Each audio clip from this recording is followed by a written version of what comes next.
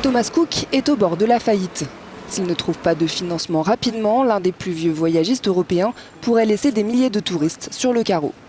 Il existe bien un plan de reprise par le chinois Fosun. Le principal actionnaire du groupe et propriétaire du Club Med devrait lui verser 508 millions d'euros. Il deviendrait ainsi propriétaire de 75% de l'activité de tour opérateur ainsi que 25% de la compagnie aérienne.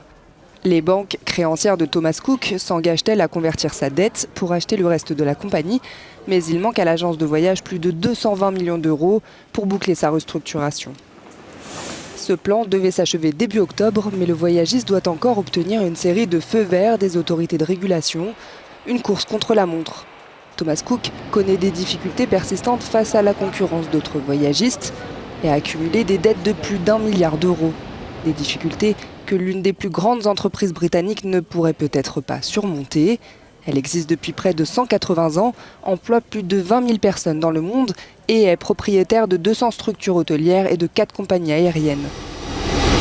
Le plan de sauvetage de Thomas Cook devient jour après jour de plus en plus urgent et de plus en plus incertain. Un risque de faillite qui a fait s'effondrer un peu plus le cours de ses actions en bourse.